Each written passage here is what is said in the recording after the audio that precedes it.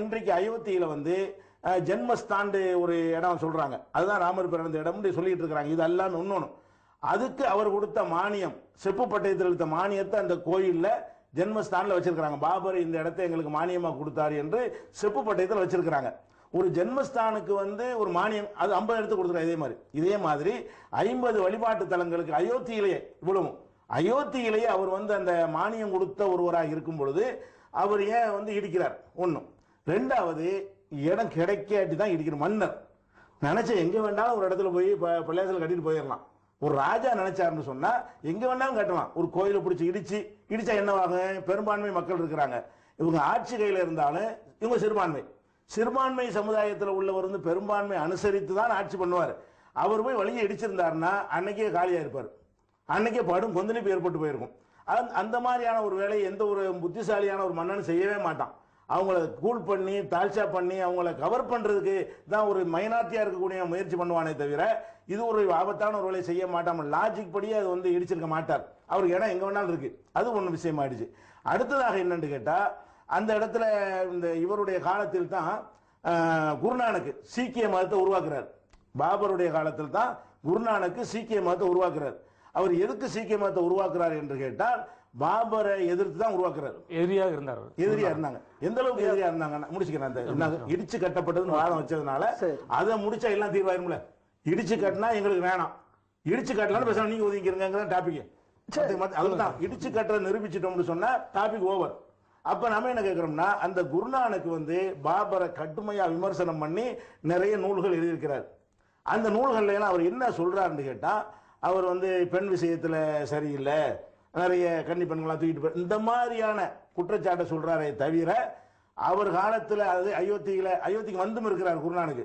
அவர் இடிச்சிருந்தாருன்னு சொன்னா இந்த மாதிரி இந்துக்களுடைய வழிபாட்டு தலத்தையும் இடிச்சு விட்டான் இதான் பெரியதா சொல்லியிருப்பாரு. இது முதன்மையான குற்றச்சாட்டா சொல்லியிருப்பாரு.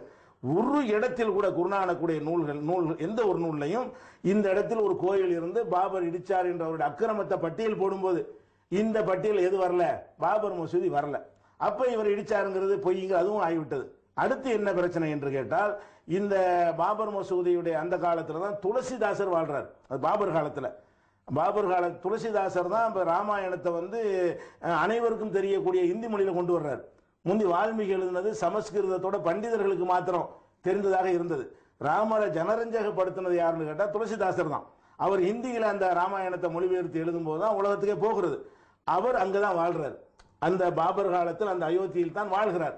அப்ப அவர் இந்த எந்த ஒரு இடத்துலயாவது இந்த இடத்துல எங்களுடைய வழி ராமனுக்கு ஒரு கோயில் இருந்தது அது இடிச்சுக்க சொல்லியிருப்பார். ஒரு இடத்தில் கூட அது மாதிரியான ஒரு வார்த்தை அவர் என்ன செய்யல, சொல்லவே இல்லை. விவாதம் ஆக்கிறீங்க என்னன்னு கேட்டா, இடிச்சதா இடிக்கலையா இல்ல ஒரே விஷயம் பாருங்க. விவாதங்க கூடிய நீங்களே தீர்மானிச்சுட்டேங்கன்னு சொன்னா டாஸ் போடுறது நீங்க மேட்ச்ல ஒரு விஷயம். இதுலயே சில விஷயங்கள் நான் நல்ல தெளிவுபடுத்திடுறேன். முதல்ல ஒரு விஷயம் என்னன்னா, மெஜாரிட்டிகள் இருக்கக்கூடிய ஒரு நாட்டில் ஒரு மைனாரிட்டியாக ஒரு அரசன் வரும்போது மெஜாரிட்டிகளை தாஜா செய்துதான் ஆட்சி நடத்தி இருக்க முடியும்.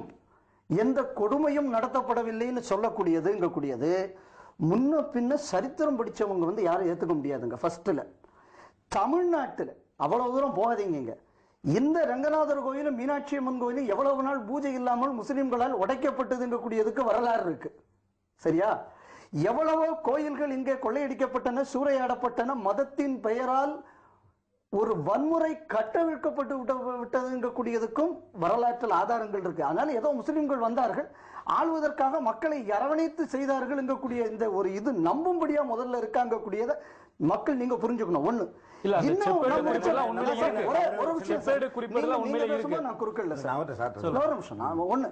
ரெண்டாவது, இது எல்லாத்தையும் அடிப்படையில் தானே இந்த கோர்ட்டு தீர்ப்பு சொல்றதுக்கு எல்லாத்தையும் கொண்டு வந்திருக்கல. நீங்க கொடுத்ததில் எதெல்லாம் நம்பகமானது எதெல்லாம் நம்பகமற்றதுங்கக்கூடிய ஆர்குமெண்ட் இதே அலகாபாத் ஹைகோர்ட்ல நடந்துச்சு. இதுல இவங்க கொடுத்ததுல பல ஆதாரங்கள் நம்பகமற்றதுன்னு வந்திருக்கு. ஒண்ணு, இது எல்லாத்தையும் கூட முக்கியம் என்னன்னா, இதற்கு முன்பு அங்கு இருந்ததான்னு ஒரு கேள்வி கேட்கணும். இதுக்கு முன்னாடி நான் இதையும் முடிச்சிடறேன். இன்னும் யாருக்காவது சந்தேகம் இருந்ததுன்னா, திருப்பதிக்கு பின்னாடி சந்திரகிரின்னு ஒரு கோட்டை இருக்கு. திருப்பதிக்கு போகும்போது அதையும் போய் எட்டி பாருங்க. அதுல வரிசையா ஒரு மியூசியத்துல செலவு வச்சிருப்பான். இந்த முஸ்லீம் ராஜாக்களாக உடைக்கப்பட்ட கோவில்கள் என்ன, அந்த கோவில்கள் எப்படி எப்படி எல்லாம் ஒவ்வொரு சிலைகளும் வெட்டப்பட்டது உடைக்கப்பட்டதுங்க கூடியது நீங்க அங்க போய் பார்க்கலாம். இன்னைக்கு அந்த சந்திரகிரி கோட்டை இருக்கு, இப்போ அங்க மியூசியத்துல வச்சிருக்கான். அதனால ஏதோ வந்தார்கள் ராஜாக்கள் பெரும்பான்மையை தாஜா பண்ணி தான் ஆட்சி நடத்திக்கிட்டு இருக்காங்க கூடியது முதல் வரலாற்று புரட்டு. இந்த கோவில் இந்த பாபர் மசூதி இருக்கா ஒண்ணு இது எல்லாத்தையும் கூட என்ன தெரியுமா, செப்பு பட்டயம் இது எல்லாத்தையும் விட்டுருங்க சார். அகழ்வாராய்ச்சி போய் சொல்லுமா சார், பட்டயமாவது நான் எழுதலாம் நீங்க எழுதலாம், நான் வந்து ஒவ்வொரு ஆள் மேல நான் இவர் சொல்றது தப்புன்னு நான் சொல்லலாம், நான் சொல்றது தப்புன்னு ஐயாவும் சொல்லலாம், மறுக்க முடியும். அகழ்வாராய்ச்சியில ஏஎஸ்ஐயோட ரிப்போர்ட் வந்து கோர்ட்ல அவங்க தாக்கல் பண்ணியிருக்காங்க.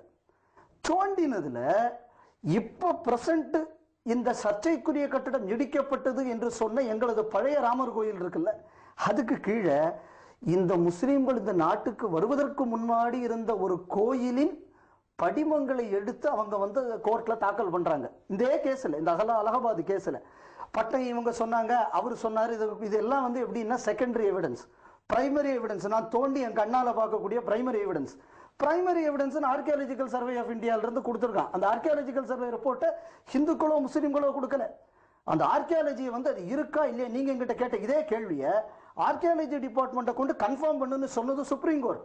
இதை தோண்டும் போது முஸ்லீம் தரப்பில் உள்ளவரும் இருந்தார்கள், ஹிந்து தரப்பில் உள்ளவர் 2 பேரும் அப்சர்வரா இருந்தாங்க. அதை தோண்டும் போது தோண்டி அது கோயில் தான் அப்படின்னு சொல்லி ரிப்போர்ட் அவங்க அலகாபாத் ஹைகோர்ட்ல சப்மிட் பண்ணியிருக்காங்க.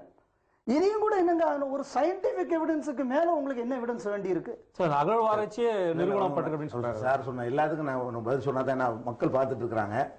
அனைத்தும் நான் சொல்றேன். என்ன சின்ன ஒரு டைம் சார், ஒரே நிமிஷம். இப்ப என்னன்னா இப்ப நாங்க 2 இதே தான் பேசிக்கிட்டு இருக்கோம். அடுத்து போறீங்க. இது தேவை, மக்களுக்கு உண்மை போகணும் இல்லையா? அப்ப நானும் அடுத்து சொல்லுங்க முழுமையா எடுத்துக்கிறேன். ஃபர்ஸ்ட் விஷயம் என்னன்னா, பாபர் அது மாதிரி கொடுமையெல்லாம் செய்யல, நல்லவரா இருந்தாருன்னு சொன்னதா சொன்ன, அப்படி நான் சொல்லவே இல்லை. அனைவருக்கும் கூடியவர்களா இருந்தாங்க, ஒரு மதத்துக்கு எதிரானவர்களா இருக்கவில்லை, உரிய உத்தமர்களா வாழ்ந்தாங்கன்னு நம்ம சொல்லல. முடிச்சுக்கிறேன். மன்னர்கள் எப்படி இருப்பாங்க அப்படி இருந்தாங்க. கோவிலை இடித்து பள்ளிவாசல் ஆக்குற அளவுக்கு நடந்ததா என்பதுதான் இப்ப டாபிக். இப்ப பாபரை பொறுத்த வரைக்கும் அவர் எப்படி இருந்தார் என்பதற்கு அவர் எழுதிய பாபர் நாமான்னு சொல்லி ஒரு உயில் இருக்கிறது. அந்த உயில் வந்து இன்றைக்கு டெல்லியில சென்ட்ரல் கவர்மெண்டுடைய கண்ட்ரோல்ல இருக்கக்கூடிய தொல்லியல் துறையில உள்ள அருங்காட்சியகத்தில் அந்த உயில் பாதுகாக்கப்பட்டிருக்கிறது. அந்த உயில் எதுக்குன்னா அவருடைய மகன் ஹுமாயூனுக்கு எழுதுறாரு.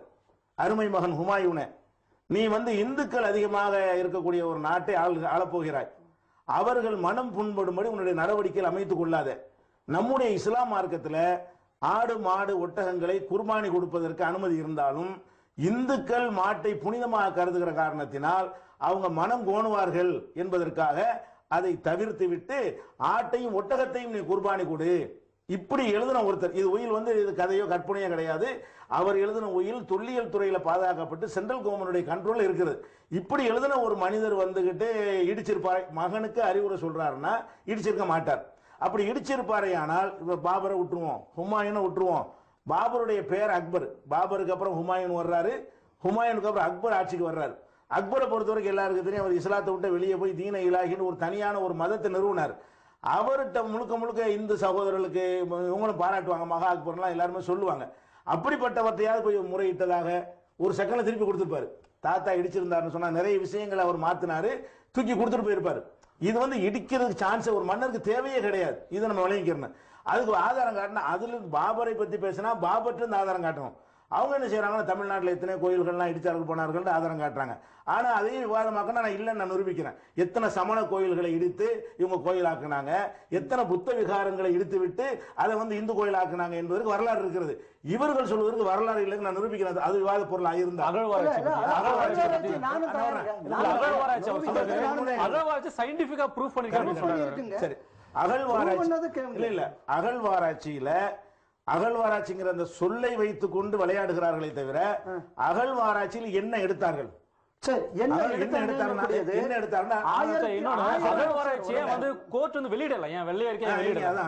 ஒரு விஷயம் ஏன் கோர்ட் வெளியிடல அப்படின்னு சொன்னா திருப்பி நான் சொல்றேன். நான் முதல்ல சொன்ன பாயிண்ட்ல தான் இதுக்குள்ள ஆன்சர் அடங்கி இருக்கு.